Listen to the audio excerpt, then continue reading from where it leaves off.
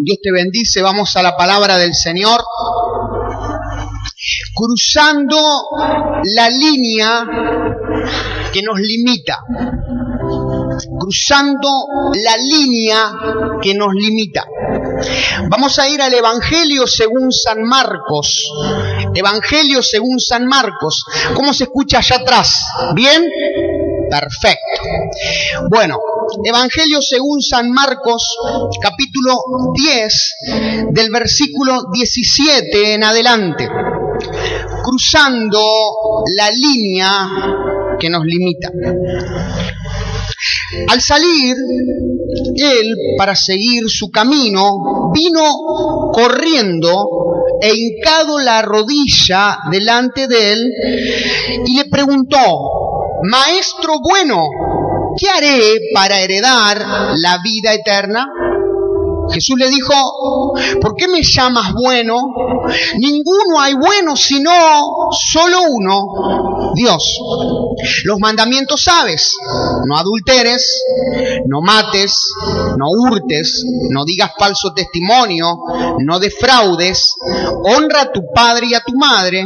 Y entonces respondiendo le dijo: Maestro, todo esto lo he guardado desde mi juventud.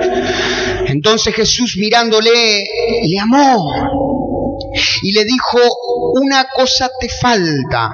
Anda, vende todo lo que tienes y dalo a los pobres y tendrás tesoros en el cielo. Y ven y sígueme tomando tu cruz. Pero él, afligido por esta palabra, ¿cómo se fue? Triste, porque tenía muchas posesiones. Hasta aquí la palabra del Señor. Cruzando la línea que nos limita. Sin duda, este hombre no pudo cruzar esa línea. Hubo algo que no pudo dejar a través de sus temores, de sus preconceptos. Seguramente lo reconocía Jesús como el Mesías. Seguramente cuando lo vio caminar con sus discípulos dijo: esta es mi oportunidad, este es mi momento.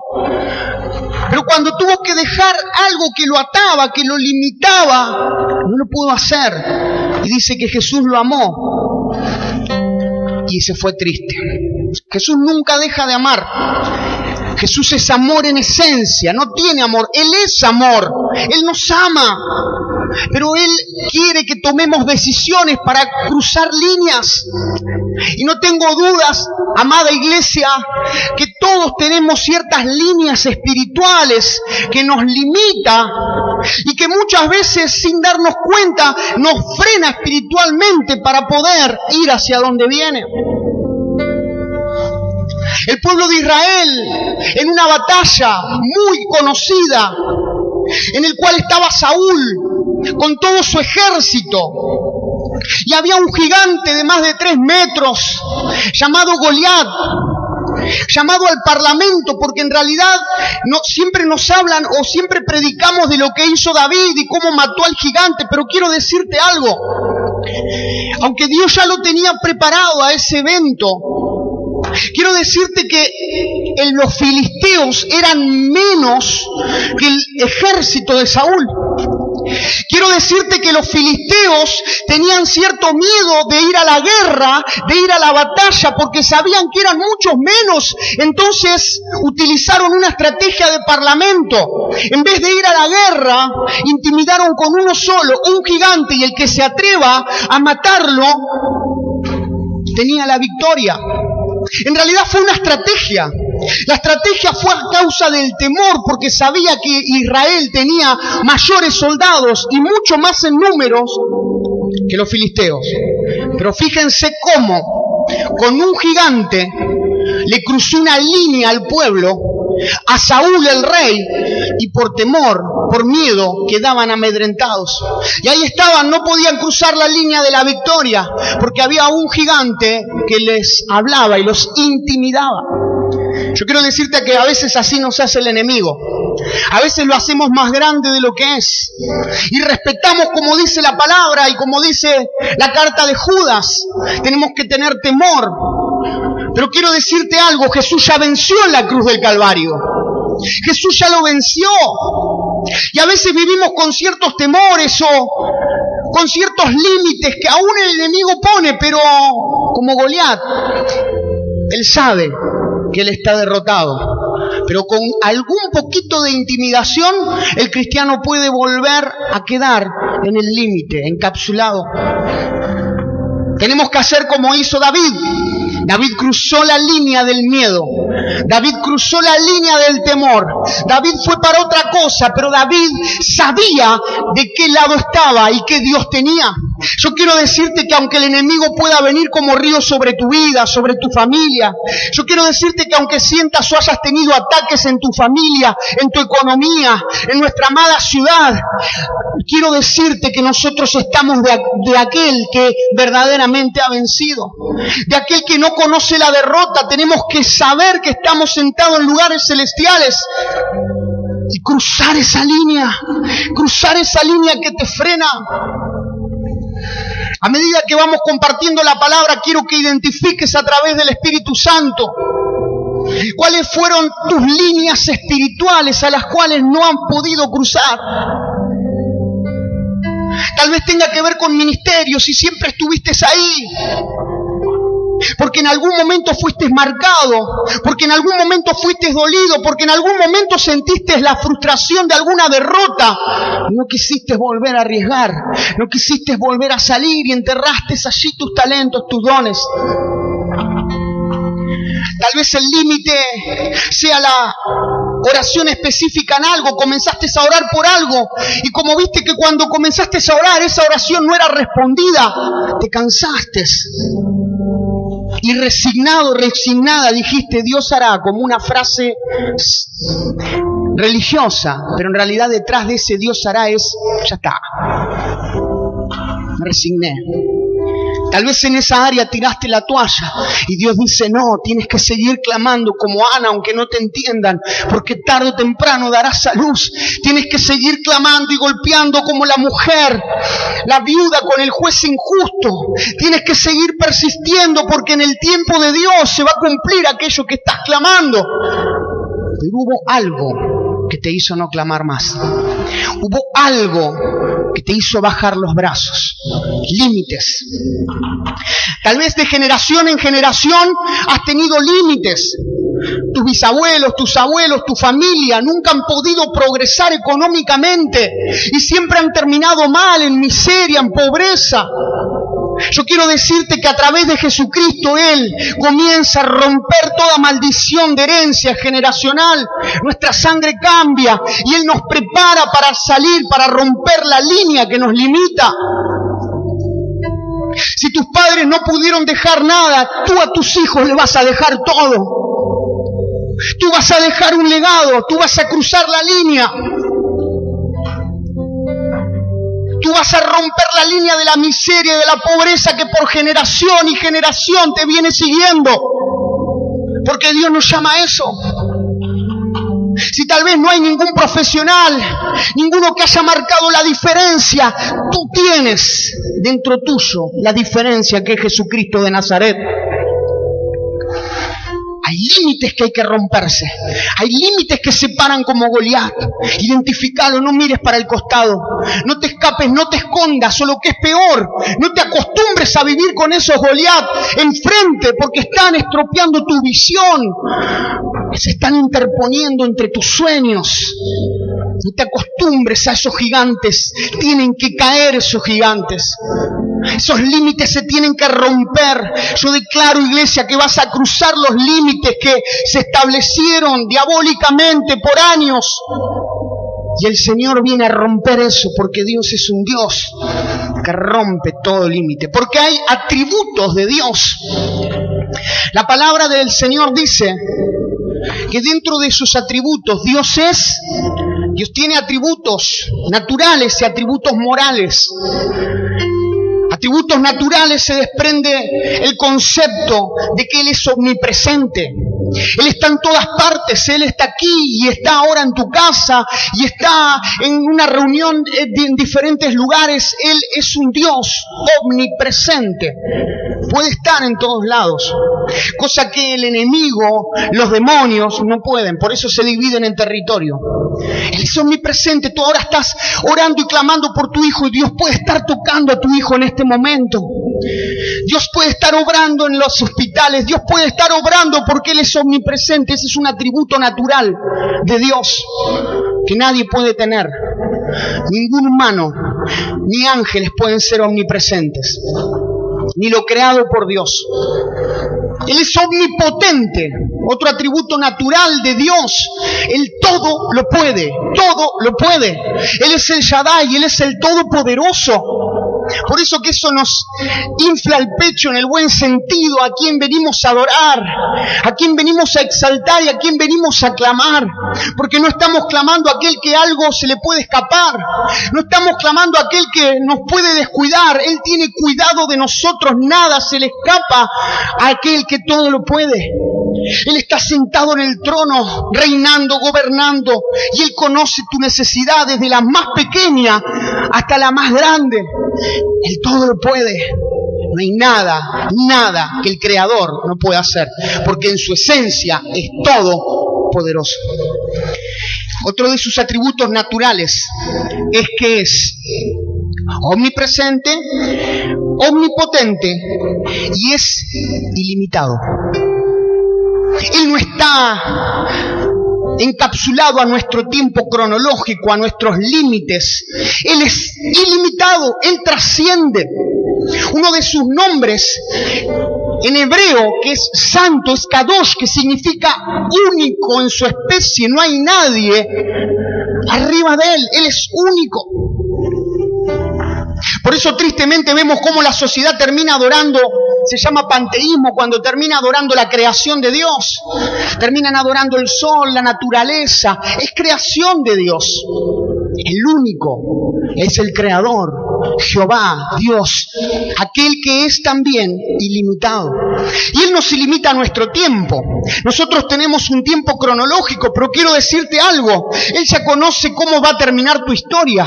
Él es atemporal, está fuera de tu tiempo. Él ya conoce cómo va a terminar tus sueños, tus proyectos. Él ya conoce tus hijos, tus nietos, tus bisnietos. Él conoce las generaciones venideras. Él conoce, Él es omnisciente, todo lo conoce, pero es ilimitado. Y qué bueno cuando nosotros comenzamos siendo limitados, siendo personas limitadas a espacio, limitados en la sociedad, comenzamos a alinearnos espiritualmente. Y comenzamos a ver con nuestros ojos espirituales lo que hoy no podemos ver con nuestros ojos físicos. Muchas veces está la pregunta del Señor hacia mí: ¿qué ves? ¿Qué ves de la iglesia? ¿Qué ves de tus hijos? ¿Qué ves de esto? Y lo que nosotros tenemos que hacer es alinearnos y comenzar a ver lo que Él ve. El tema es que los ojos reales hoy pueden ver otra cosa. Los ojos reales hoy pueden ver el problema. Los ojos reales hoy pueden ver la dificultad. Los ojos reales hoy pueden ver lo pequeño. Los ojos reales hoy pueden ver la adversidad. Pero los ojos de Dios ven la victoria. Los ojos de Dios ven el producto terminado. Cuando Dios vio a Moisés, no lo vio como un tartamudo, iracundo, inseguro y temeroso. Vio los 5 libros de la ley. Vio al legislador. Cuando Dios vio a José, no vio a un muchachito soberbio. Vio a aquel que iba a ser el segundo de una potencia y le iba a dar de comer al pueblo. Cuando Dios ve el producto terminado. Dios ve lo que vos no ves de tu esposo, de tu esposa. Dios ve lo que vos no ves de esa situación. Tal vez hoy estás en enfermedad, pero ya Dios ve que esa enfermedad va a ser para testimonio. Va a ser para testimonio. La semana pasada fuimos allá en Olavarría, un hombre de cáncer tenía un tumor de este tamaño, de colon, y estaba desahuciado. Cristianos de años. y oramos y declaramos, y aunque él estaba desahuciado, la mujer, la esposa tenía una fe terrible, porque días anteriores o meses anteriores habían tenido un accidente y Dios lo había salvado de una manera tremenda, tremenda. Y lo que le dije es, ¿por qué no vemos más allá? ¿Por qué no vemos lo que Dios va a hacer con esta enfermedad? Y ya lo habían operado, le habían sacado, pero tenían ciertos temor. Y comenzamos a orar, y la idea es siempre orar por sanidad, siempre orar, porque por las llagas de Cristo fuimos nosotros curados. Pero el dilema era, ¿qué veía él? El enemigo podía hacerle ver que el cáncer lo iba a matar, pero Dios tiene esperanza, y mientras haya vida hay esperanza. Y hoy a la mañana ya fueron a la iglesia, y Dios está haciendo algo tremendo. Todavía no está nada, pero sabemos que va a dar testimonio, lo sabemos. Porque en realidad el problema es cómo ves el problema. El problema es cómo lo ves. Vos podés ver este vaso vacío o lleno, y aunque está en el medio, tiene que ver con tu fe, con tu mirada, que te va a hacer cruzar la línea. Comenzá a ver con esperanza con tu esposa, comenzá a ver con esperanza con tus hijos, comenzá a ver, si no lo haces vos, ¿quién lo va a hacer? La sociedad ya ve sin esperanza, la sociedad ya está cansada, la sociedad está desahuciada y necesita que la iglesia se levante y comience a ver con esperanza. Comencemos a ver con esperanza nuestra amada ciudad, comencemos a declarar que se levanta una generación de políticos que van a estar en la presencia de Dios, que se van a convertir, que van a hacer cosas poderosas en esta ciudad. Comencemos a declararlo diferente, porque Dios ve más allá de esa línea. ¿Cómo estás viendo? Este hombre estaba totalmente atado a ciertas cosas que no podía dejar. Pero sabiendo que nuestro Dios es ilimitado, Él quiere que nosotros podamos vivir en ciertas áreas, en lo espiritual, lo ilimitado. ¿Y cómo lo vamos a hacer cuando tenemos que vivirlo? Porque orar, declarar y vivirlo desde la reunión está buenísimo. Pero mañana, cuando venga ese problema, cuando se levante ese Goliat, ahí Dios va a ver tu fe. Mañana, cuando tengas que declarar y caminar en fe y tomar decisiones en fe, ahí Dios te va a hacer crecer. Cuando nosotros comenzamos a vivir esas experiencias. Límites. Límite es una línea real, una línea espiritual que se termina convirtiendo material. Un territorio, una línea que no nos deja avanzar hacia lo que viene. Y es necesario poder cruzarla. Hay algunas líneas que nos limitan hacia lo que viene. Lo primero tiene que ver con nuestra mente, con nuestra mentalidad. Dice Proverbios que los pensamientos gobiernan. Los pensamientos gobiernan. La guerra espiritual, mis queridos hermanos y hermanas, más allá de que hay esferas celestiales, más allá que hay demonología, más allá que hay guerra, y yo lo sé, y somos una iglesia que vamos a hacer guerra y que vamos a declarar la victoria del Señor, la mayor guerra que tenemos según la palabra de Dios está en nuestros pensamientos. Nuestros pensamientos son los que gobiernan. Hace años y años, una reina de Inglaterra comenzó a caminar, salió, se tropezó y se golpeó la cabeza. Y se perdió la memoria de quién era. Y esta reina comenzó a prostituirse, porque no sabía quién era, perdió la memoria. Y cuando ya estaba prácticamente perdida, la encuentran. Y cuando la encuentran dicen, ¿qué hizo la reina? Y la hicieron volver en sí. Comenzaron a hacerle recordar quién era, su identidad. Y tardó un tiempo hasta que volvió nuevamente a tener conciencia de quién era. Porque la mente y los pensamientos gobiernan. Nosotros debemos utilizar bien nuestra mente. Nuestra mente es donde está la mayor guerra espiritual. Cuando nosotros nos cerramos, Cuando nosotros comenzamos a no dejar que el Espíritu Santo obre en nuestra mente, y como dice la palabra, tenemos que tener la mente de Cristo, es ahí. Porque las saetas van a venir, porque los pájaros van a volar sobre la cabeza, porque cuando comiences un proyecto van a venir las declaraciones, van a venir las opiniones, van a venir todo aquello que vos sientas que te quiera frenar. El tema no es todo lo que pasa alrededor, el tema es lo que vos creés, lo que vos dejás que en tu mente sea una pista de aterrizaje. Porque vas a comenzar el día con todo y te va a venir un pensamiento, y ese pensamiento va a querer anidar. Comienza acá, termina acá. Y cuando ya tomó tu corazón y lo creíste, eso es lo que actuás. Entonces van a venir palabras de desánimo, van a venir palabras de desesperanza, van a venir personas que te digan eso va a ser un fracaso o eso es un fracaso. Y está en vos tomarlo, dejarlo, está en vos creerlo, no creerlo, está en vos. Más hoy que los medios de comunicación ni siquiera tienen que venir personalmente, con un clic te dicen lo que piensan. Y si vos sos débil, y si vos no tenés la mente de Cristo, se imaginan a Jesús. De Jesús decían cualquier cosa, decían que era un hechicero, decían que era un brujo, encima lo menospreciaban porque era el Galileo. Galileo era un hombre de campo, como decir de acá, no sé, Cacharí, algún lugar de campo. Y le decían, el Galileo saca demonios, el campesino. Sin embargo, él no dejó amedrentarse ni dejó en su mente que esas palabras toquen su vida.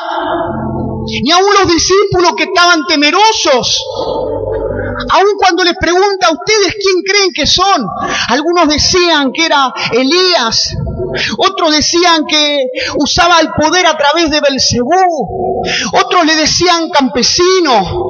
La gente siempre va a hablar, la gente siempre va a opinar y está en su derecho, porque todos tenemos la necesidad de opinar. Lo importante es que vos no dejes que nada te frene conforme a lo que Dios colocó en tu vida, porque eso te puede afectar para crecer y para avanzar. Cuando la persona no tiene una mentalidad ilimitada, cuando no tiene la mente del Señor, la mentalidad de este joven, de este hombre, estaba limitada. No podía ver más allá, él solo se había abocado a los mandamientos y ahí había quedado. No podía, o tal vez como termina el relato, tampoco quería, porque había algo más que tenía que dejar. Ilimitado. Debemos ser ilimitados, debemos tener cuidado con lo que pensamos, porque nuestros pensamientos gobiernan. Yo le pedí, no sé si está la imagen de ese caballo, con toda su fortaleza, no sé cuánto pesa un caballo, con sus músculos, con todo lo que es, ¿no puede mover esa silla? Claro que sí, esa y cientos de sillas puede mover, pero su mente, su cosa limitada, cerrada, provoca que no se mueva. ¿Cuántos hombres de Dios, cuántas mujeres, cuántos soñadores, cuántas personas en sus empresas, en sus negocios, cuántos trabajadores están allí? Porque le creyeron al enemigo, le creyeron a la sociedad, le creyeron a la mentira. Cuando Dios dice que en el Señor todo lo podemos, porque Él es todopoderoso. Que todo lo podés en Cristo que te fortalece. Y todo en mi Biblia y en tu Biblia es todo. Todo. Así que no te dejes amedrentar. Abrí tu mente. Dice que la mente es como el paracaídas, sirve si lo abrís. Abrí tu mente a lo que viene. No te dejes engañar, porque el enemigo va a querer utilizar los pensamientos. Lo segundo es el límite también de las mentes o de las costumbres o de las tradiciones. Es interesante que Jesús como judío, aunque Jesús siendo preexistente, vino a romper tradiciones que estaban justamente limitando para que el pueblo no pueda vivir el poder de Dios, como por ejemplo la tradición de cuidar el Sabbat, el día de reposo, cuando Dios, Jesús, rompió ese límite y se cansó de sanar, porque Él es nuestro reposo. Él vino a romper de los más de 600 mandamientos judíos, la mayoría no tenían que ver con Jehová, sino tenían que ver con tradiciones. Y creo que hoy hay más de 600. Si hablan con un judío, tienen muchísimas. Todas externas, todas tradiciones y tradiciones. Cuidado con las tradiciones. Mi pastor solía decir, los renovados de hoy pueden ser los conservadores del mañana, porque Dios está haciendo cosas nuevas todos los días. Todos los días debemos despojarnos y decir, Señor, lo que quieras hacer, lo nuevo que quieras hacer. Hay una frase que dice, hablando un poquito de mentes cuadradas o de, no sé si está allí la imagen, pero en geometría hay 3 cosas que debes huir. De los círculos viciosos, de los triángulos amorosos y de las mentes cuadradas. Y es verdad, porque muchas veces cuando alguien está encajonado y dice, es así, ni siquiera Dios puede obrar, pero no porque Él no pueda, sino porque respeta el libre albedrío. Yo quiero una iglesia ordenada en la visión, pero que por nada del mundo pierda lo nuevo que Dios quiere hacer. Yo quiero una iglesia en el cual se le dé lugar al Espíritu Santo y que todos los días estemos atentos para decir, Señor, ¿cuál es la estrategia? Señor, para los tiempos, para los momentos. Es por eso que cada vez vivimos más copias y menos identidad. Es por eso que nos están trayendo cosas de Miami, de Colombia y de otros lugares donde no tengo ningún problema con ese Dios, pero el mismo Dios quiere obrar en Azul, en Olavarría, y hay estrategias distintas, diferentes para cada ciudad. Tenemos que estar abiertos y buscar. Dios no copia. Dios se manifiesta y muchas veces se manifiesta de diferentes maneras. ¿Cuántas veces sanó a los ciegos de diferentes maneras? Entonces, si uno vio que ya le puso saliva y barro, de a partir de ahora los ciegos comienzan a sanarse solo con saliva y barro. No, eso es estereotipar, eso es querer encuadrar a un Dios todopoderoso, ilimitado, que se mueve soberanamente. Lo que es peor, ciertos apóstoles, ciertos profetas creen que mueven la mano de Dios como si Dios fuera un títere. Dios es soberano. Dios es soberano. O creen que son los dueños de los dones, de los talentos, como si ellos impartieran cuando el concepto de impartir es otra cosa. El dueño de todo es el Señor y Dios es ilimitado. Cuidado, que a veces las tradiciones nos pueden jugar una mala pasada. Yo no quiero fui un renovado y no quiero ser un conservador del presente. Hay cosas nuevas que Dios quiere hacer. ¿Cuántos quieren vivir cosas nuevas? En tu casa, en tu familia, en la iglesia. Cosas nuevas. Porque a veces pasa que Dios queda ahí porque Él respeta nuestra decisión. Porque estamos más interesados en levantar la bandera de una denominación, en levantar la bandera de una estructura, que en levantar la bandera de Jesús. Debemos estar apasionados y comenzar a mirar lo nuevo que Dios tiene. Yo quiero declarar sobre tu vida que vas a vivir cosas nuevas, sobrenaturales. En tu casa, en tu ministerio, en lo que tenés por delante, vas a comenzar a vivir lo nuevo. Vas a comenzar a salir de todo aquello que te limitaba a través de tradición. Porque Dios comienza a hacer nuevas las cosas. Es necesario ser hombres y mujeres que vivamos como Jesús. Jesús rompía los límites. Jesús pasaba las líneas. Jesús avanzaba. 3. Hay límites que tienen que ver con lo conocido y con la comodidad. Qué lindo que es estar cómodos. Qué lindo que es vivir en la comodidad. Está la imagen de... Muy bien. Los discípulos en su barca, calentitos, no se mojaban, cómodos. Había en esa barca seguramente calefacción, refrigeración en el verano, sistemas espectaculares de audio, y estaban bárbaros adentro. Pero hubo uno que dijo, Señor, yo quiero vivir lo sobrenatural. Señor, yo te creo. Y aunque después comenzó a titubear, y aunque después empezó a enfrentar cosas que ni sabía que iba a enfrentar, como poder ahogarse, se la jugó por el Señor. A veces tenemos límites que tienen que ver con nuestra comodidad. Yo he conocido personas que han dicho, yo no me animé en la oportunidad a comprar tal cosa porque no sabía y ahora me agarro la cabeza porque el precio subió y lo podría haber comprado. Hubo otro que salió de la barca. Yo no me animé a hacer esto porque sé y sabía que tenía. Yo no tomé esta decisión por esto. Comodidad. ¿Querés vivir cosas sobrenaturales? Comodidad. Yo les voy a decir algo. Acá van a pasar muchos milagros, como seguramente ya hemos visto también. Pero los mayores milagros van a estar afuera.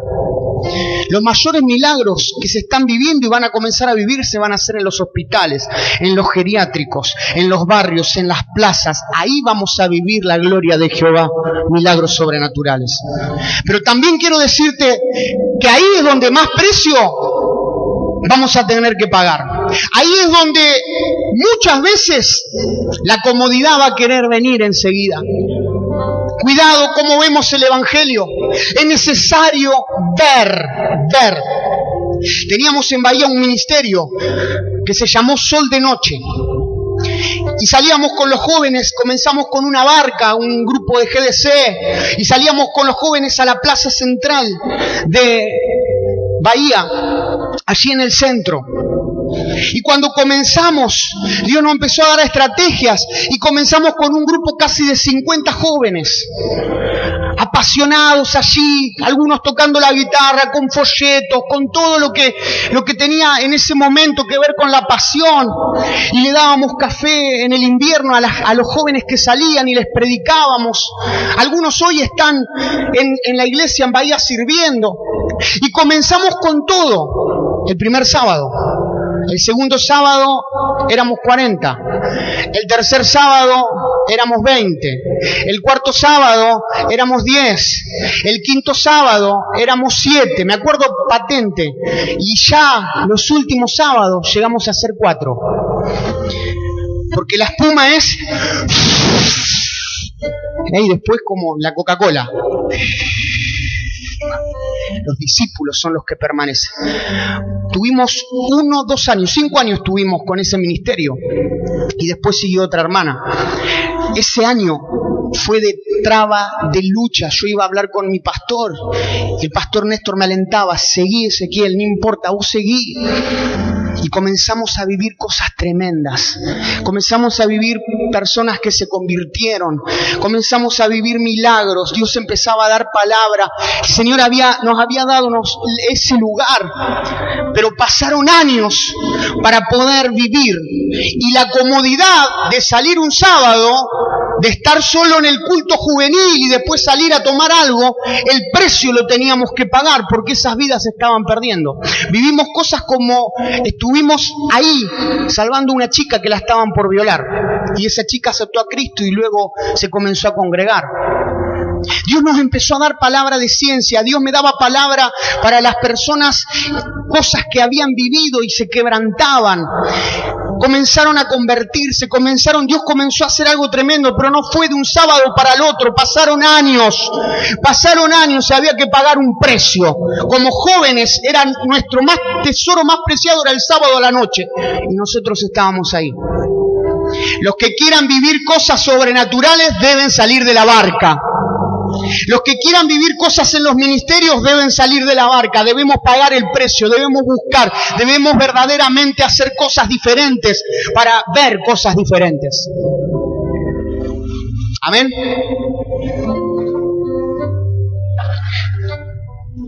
Y lo último, después de la comodidad, después de salir de aquello que nos acomoda, uno de los peores límites que podemos tener, el límite del temor.